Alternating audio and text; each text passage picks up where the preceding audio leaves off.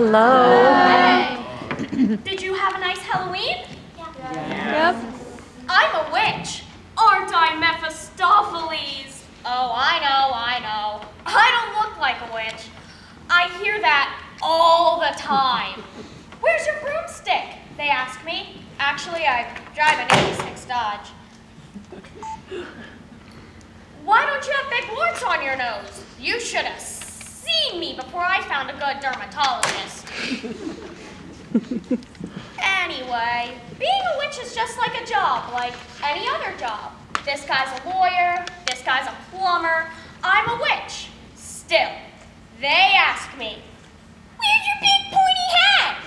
I wouldn't be caught dead in one of those things. But I can see why you'd get confused.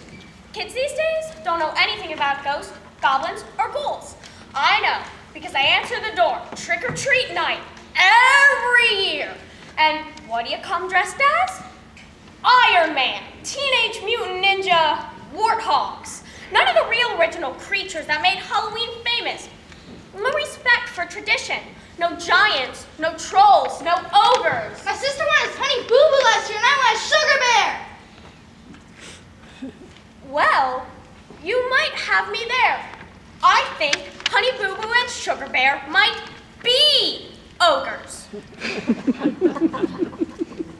But I'm not so sure, and I don't think they're sure either. Now you know about elves. They help Santa.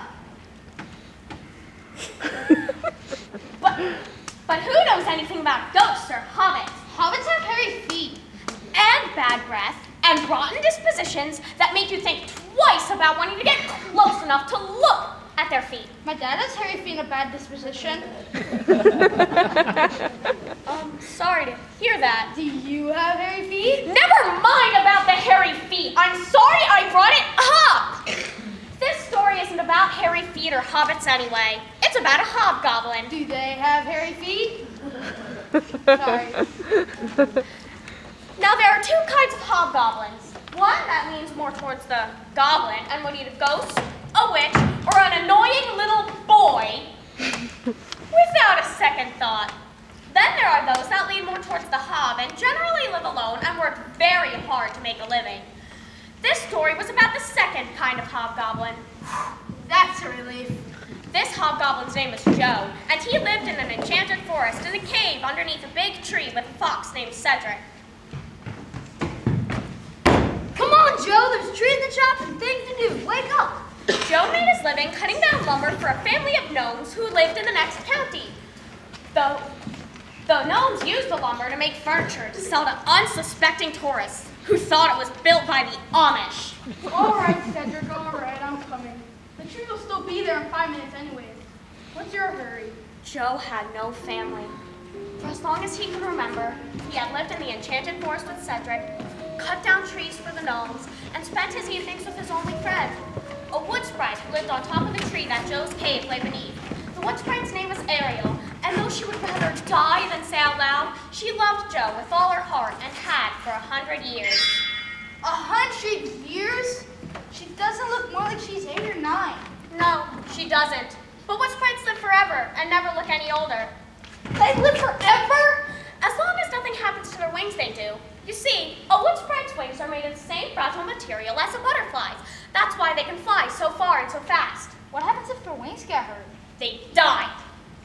In great pain. No! Wood sprite, be careful with your wings! Oh, shut up!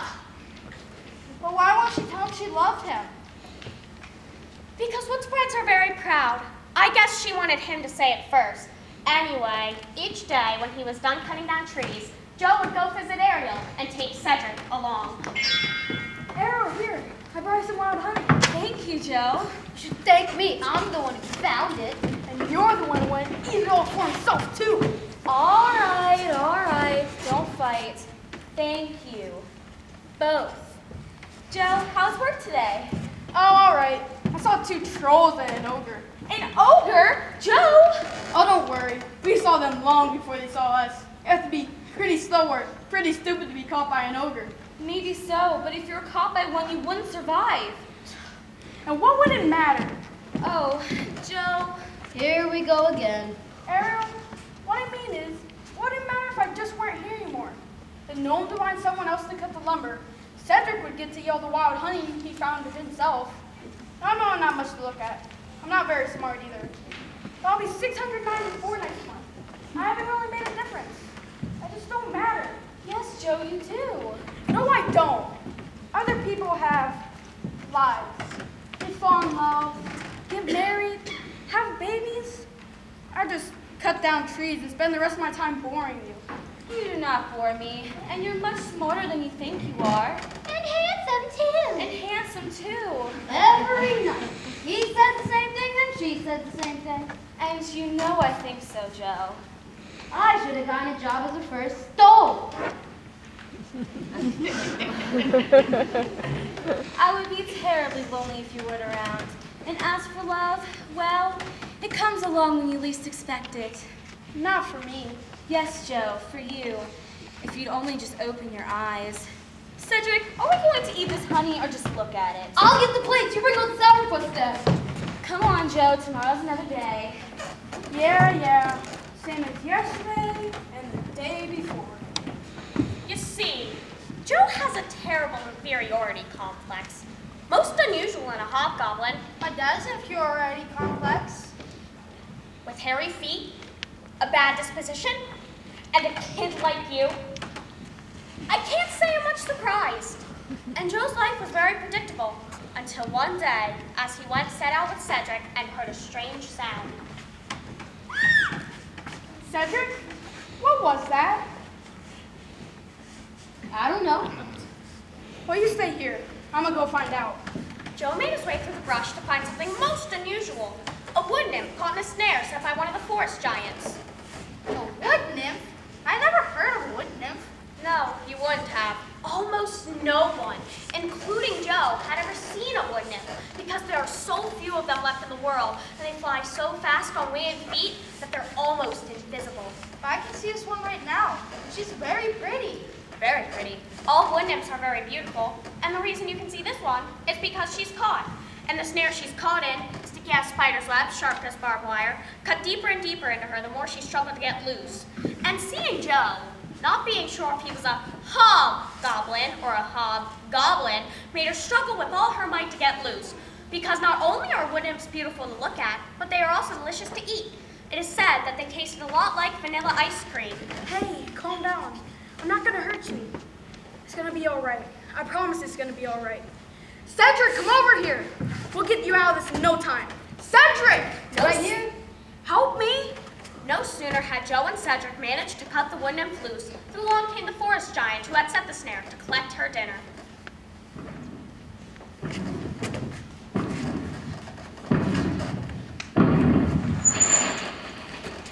Hold on there, hobgoblin! Small red dog and bushy tail! We'll go my dinner! I'm a fox, you stupid old. Hey, Fox, let me check my diet book.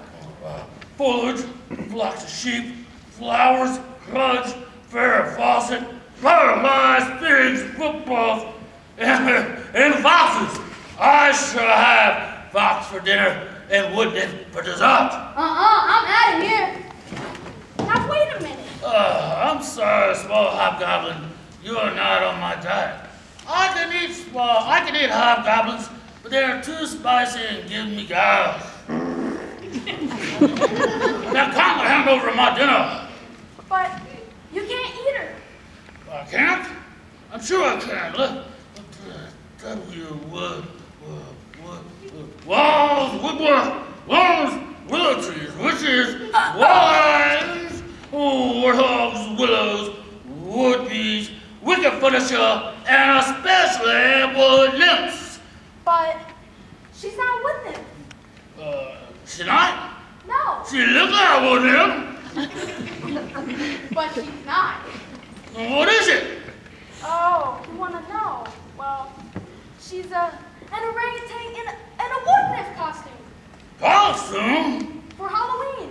I heard that. I'm going as honey bear.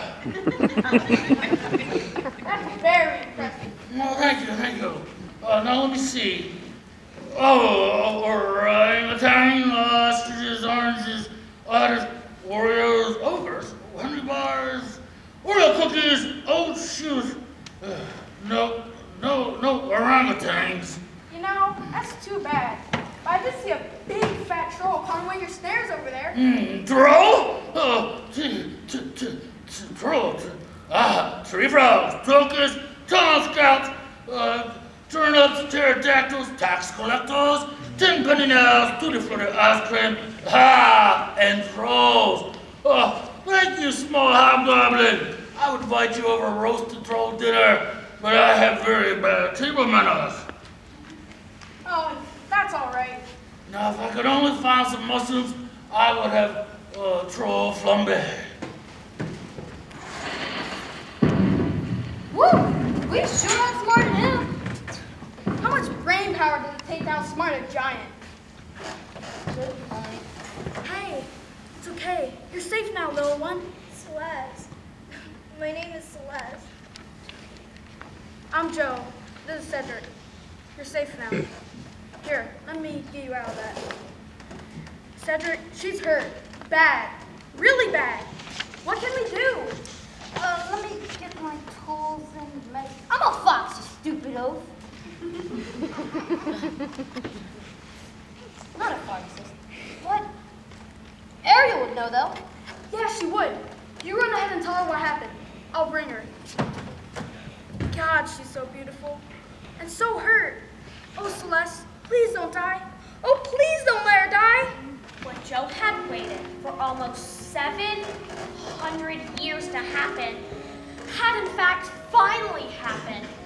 He had fallen in love, deeply in love at first sight. Maybe a bit more in love than that was good for him. Ariel was waiting for Joe with Celeste back in his cave. Is she going to be all right? I'm not certain. She's hurt very bad, Joe. Oh, Ariel, please do something. Please don't let her die. I love her. I finally know what it feels like to love someone. Please, you can't let her die. No. If you love her so very much, then I can't let her die, can I? Very well. Here's what we must do. Ariel sent Joe and Cedric into the forest to find roots and herbs to make a powerful magic potion that would make the wood nymph well again. Ariel sat up and nursed the wood nymph day and night for weeks. Is she never going to wake up? Patience, Joe, patience. She's getting a little better every day. Oh, isn't she beautiful, Ariel? Yes, Joe, she's very beautiful. Oh, Celeste, I love you so much. Please wake up. Please get well. Joe, I think you should be careful. Wood nymphs are very beautiful, but they're also very selfish and vain, and I wouldn't want you to get hurt. Not her. Joe, Not her. Why would she be selfish or vain? Look at her. Just look at her. I am looking at her, Joe, but I'm not in love with her, and you are.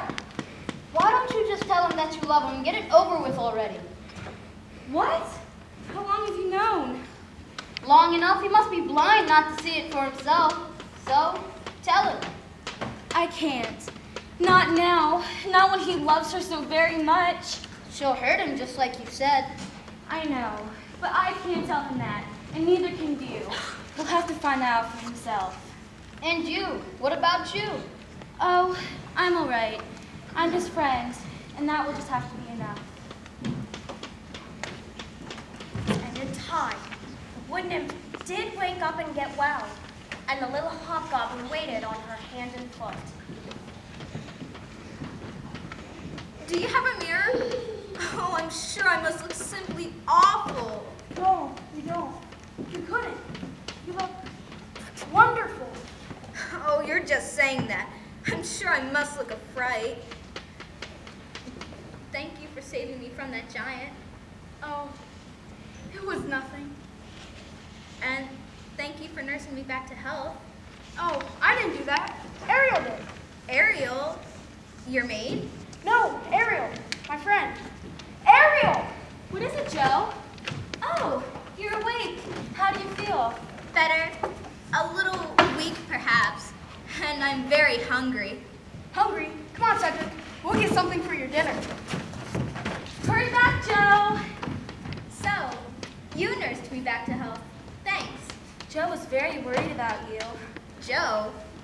Oh, that funny little hobgoblin. It was a good thing he came along when he did, or I'd have been that giant's dinner. He's in love with you now. Yes, I know. The poor thing. Then I take it you don't love him? Him? Don't be silly. What would I want with a silly little hobgoblin? I'm a wood nymph. People are always falling in love with me. I don't ask them to. I don't even want them to. But they do it all the same. You must know what that's like. No, I don't. Well, of course you must. Wait. Now I understand. You're in love with that silly little hobgoblin yourself. What? No, I'm not. Joe's a friend, that's all. And besides, he loves you. He loves you a lot. Well, I'm sorry about that, but what can I do? Tell him. Tell him how you feel. Yes. Tell him soon. Oh, I will. I will as soon as I get well enough to leave. And let him down gently. Of course. Why are they taking so long with dinner? I'm starving. The wood nymph stayed for the hobgoblin for many weeks, long past the time when one would have thought she'd be well enough to leave. The hobgoblin cooked, cleaned, and did everything he thought of to make her happy. Celeste, look! I brought you some wildflowers. Oh, Joe. They're pink. I hate pink. Couldn't you find any purple ones? I'll go back and look. And the longer the wood nymph stayed, the more things changed in Joe's cave and in his life. Hey, Ariel, how would you like a roommate? But you live with Joe. Lived with Joe. That wouldn't have convinced him that having a fox live indoors was unsanitary. And Joe asked you to leave? Nah, I didn't wait for him to ask. It was starting to get crowded in there anyway, four of us. Me, Joe, Celeste, and Celeste's ego. Are things really that bad? Don't you know? No, I haven't seen Joe in weeks. He's been so busy. Yeah, busy waiting on her, and all this time he's been ignoring you. I'm sure he's not ignoring me. He's just busy. Too busy for his friends, too busy for you or me, but he's got plenty of time for her. We hardly go out to chop wood anymore. He's always out fetching her wildflowers and berries. And the gnomes are starting to grumble. Time went by, and Joe finally worked up the courage to ask a question that he had wanted to for so very long. Celeste, you know I love you, right? Of course. You tell me 20 times a day. Joe, are my legs too fat? Of course not. I think you're beautiful. That's what you always say. It is infuriating to live with someone who says the same things all the time. I'm sorry. You always say that, too. I think my legs are too fat. Celeste, would you maybe think about marrying me? What? I've worked so hard to make you happy. I'll be good to you. I want you to live here with me, always. I'll be good to you. I swear I will. Well, I don't know. Let me think about it. I'm really not well enough to go anywhere else yet, and you have been kind to me. I'll think about it and let you know. What about dinner? I'll go get something. I'll go right now.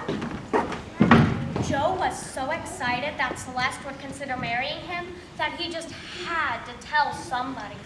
Ariel! Ariel! Hello, Joe. Oh, Ariel, the most wonderful thing in the world has happened. Celeste is thinking that she might marry me. And now I'm thinking I might grow wings and fly to the moon. Cedric, hush. Joe, I'm happy for you. Well, I'm not. Joe, can't you see what she's doing to you? You're being used, taken advantage of. You're not even you anymore. Now you're jumping for joy just because she might marry you. She's just a selfish, self-centered, self-serving. How can you say that, Cedric? I thought you're my friend. If I wasn't your friend, I wouldn't bother to say it. Well, you're wrong about her. You're just jealous because she loves me and you don't have anyone to love you. I used to think you loved me, Joe. I did. I do, but it's not the same thing. Tell him, Ariel. Tell him how wrong he is. He's not wrong, Joe. What? I said he's not wrong, Joe. She does use you. You have changed, and you're letting her make a fool of you. No, it's not true. You just don't like her. You told me how selfish she'd be, and you can't stand being wrong. Because she's not selfish. She's kind and good and so beautiful. That's it. You're jealous because she's more beautiful than you could ever be. Joe, she is more beautiful than I could ever be, but she is using you. No, I won't listen. I won't. Joe ran off into the darkest part of the forest. He was so angry at Cedric and Ariel and so confused by all they had said that he didn't take his usual precautions and ran straight into the arms of an ogre. An ogre that was much too big for a small hobgoblin to fight. Look who's coming for dinner. And you wanted to call that 30-minute or less pepperoni pixie place. Ooh, we cook it with some vegetables and some rice on the side. You see, unlike giants, ogres usually like spicy food, especially hobgoblins. They took the hobgoblin's axe and tied him up. I say we make hobgoblin burritos. No, we should brown him gently in a Melrose sauce, then add oregano and a bailey and just a vegetarian. Who do you think you are, Julia child? Let's just fry them. Ouch, you stupid barbarian. Ouch, you simpering snob. Ouch! I don't know how I managed to live with you so long. If I weren't so attached to you, I'd move out. Take that. Ow! That'll be enough, you imbeciles. Now, let's look in the cookbook and see what's the best way to cook him. Just let me look. Oh, do you have any preferences? Breaded, unbreaded, grilled, with cheese, with tomato? Let me go! Nice to see you has a sense of humor. Say, we can cook him in beer. No, we couldn't. Last time we took Troll beer, you worked for 3 days. I said quiet. Now, let's see. Hobgoblin hash, hobgoblin surprise, roast leg of hobgoblin, hobgoblin hollandaise sauce. That sounds good. Yes, it does. What do you think? Let me go. Hobgoblin hollandaise sauce it is. First take one hobgoblin. Well, we already did that, didn't we? Next, prepare some pasta, some clam sauce, and some Italian sausages. Wait a minute. The book doesn't say that. You're always trying to sneak some pasta into the recipe. Well, you can't eat a hobgoblin without pasta. I can. So can I. No, you can't. Because I won't let you. Well, since you put it that way, just a little pasta wouldn't hurt. Good. Preheat the cauldron to 375 degrees. Ariel had been worried about Joe and set off into the forest to look for him.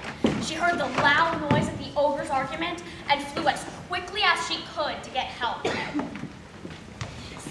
Cedric! Get Celeste quick! What is it, Ariel? What's wrong? An ogre has Joe and means to cook him for dinner! Then what are we standing around here for? Let's go get him! No, Cedric, you're not quick enough. The ogre will kill you! I'm going!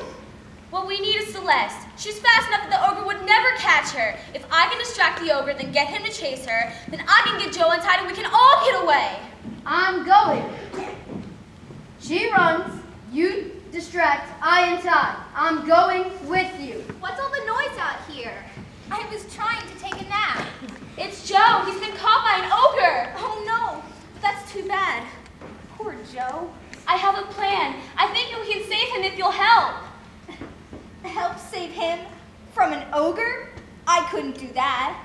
He saved you. I didn't ask him to. And besides, I'm really not that well yet. You are too. You have been for weeks. I'm still not very strong. It's just too dangerous. I can't do it. Celeste, he loves you. I didn't ask him to do that either. Look, I'm sorry. I really am. But whatever you two are planning, count me out.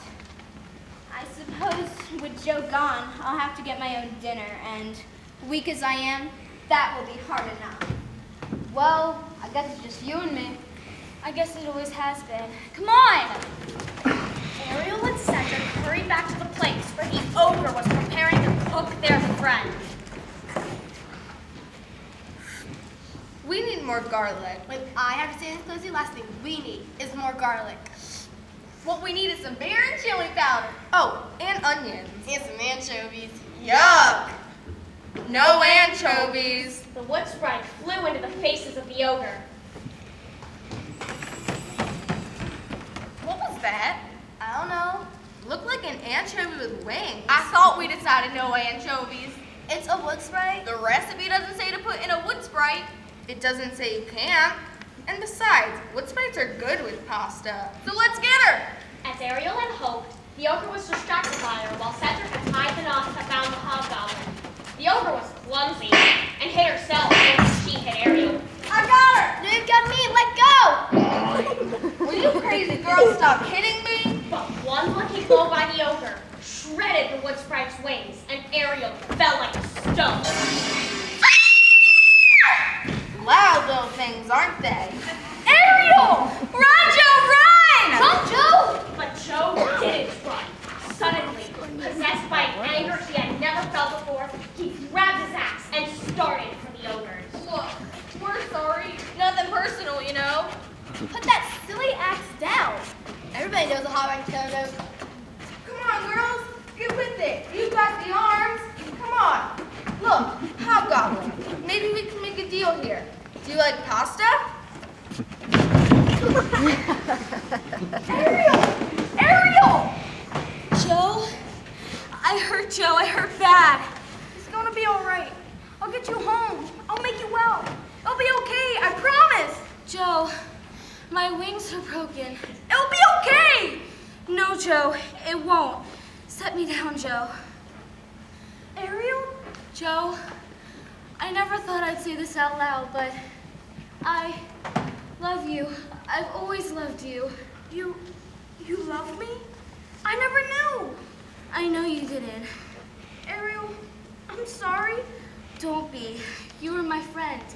My very best friend. Joe, promise me something. Anything. Anything. Promise me you won't be sad for me. At least not forever. When you think of me, I want you to smile, Joe. Promise me. I promise. Don't cry, Joe.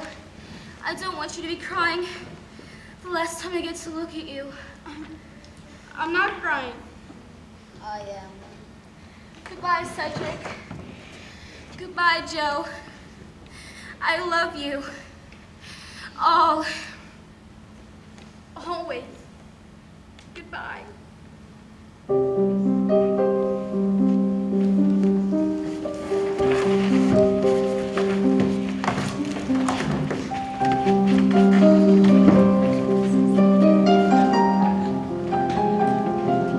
Overcome with grief, Joe and Cedric returned back into Joe's cave where he hoped to seek comfort from Celeste. Celeste! Celeste! Joe? Oh, Joe, you escaped from the ogre. Good. I was worried. What's wrong? Ariel is the ogre. Killed her. Oh, no. That's too bad. I am sorry to hear that. And she loved me, I know she loved you. but she never told me. No, she never would. Joe, I had to get dinner for myself tonight, and I'm not really well enough to do that yet. I hope it'll be all right, and I do wish you'd clean up a little around here. I certainly can't do it, weak as I am. What? I said, I wish you I heard what you said. Did you hear what I said? Ariel's dead. And I said I'm sorry. There's nothing either of us can do about it, and it's so unpleasant to think about. Can't we talk about something else? Celeste, she's dead. And we're alive, and I'm hungry, and this place is a pigsty. Get out. What? Get out. Ariel is dead. All you can talk about is you. And I asked you to marry me. I was a fool. Yes, you were a fool. Why would I marry a silly little hobgoblin? All right, I'll get out, though I'm really not well enough to go anywhere else yet. Maybe I was the fool for wasting so much time with a silly little hobgoblin and a dusty old fox. You never loved me? No, I never did, and I never told you I did. Joe, you can be angry with me, if you want to be, and you can send me away, but you can't make me into something I'm not. Maybe I am shallow, maybe I'm selfish, but I'm not any different now than I was when you first found me, and I never pretended to be anything else. You told me I was beautiful, and you told me that you loved me, and those were nice things to hear, and I do sort of like you, heavens knows why, but I just can't be what it is you need me to be. I'm going, Joe. I'm sorry. Why did I spend my whole life saying goodbye to the people I never went to see leave? Don't cry, Joe. Promise there really wouldn't. I know. So the hobgoblin and the little fox buried Ariel beneath the tree in which she had lived. Goodbye, Aaron. I'll miss you. And in time, Joe and Cedric went back to the woods, went back to work, went back to their lives. And though they never forgot Ariel, you mustn't feel too sad for them, for at least they had each other. And on warm summer afternoons, the little hobgoblin would often think of the wood sprite who had loved him, and just as he promised he would, he smiled whenever he thought of her.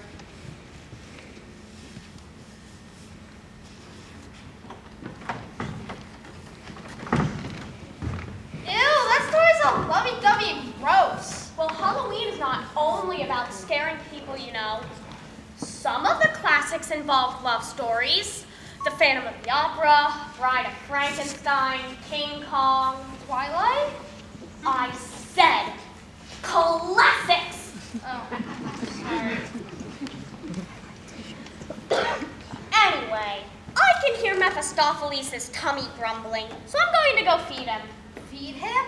But he's a stuffed cat. Well, how about you come with me, and I might stuff you too. No, thanks. Can I help you feed him at least? Sure. I will gladly feed you to him. I mean, let you feed him. How about the rest of you stretch your legs and go have some treats for yourself? I'll meet you back here in 15 minutes. And don't be late, or I might have to stuff you too.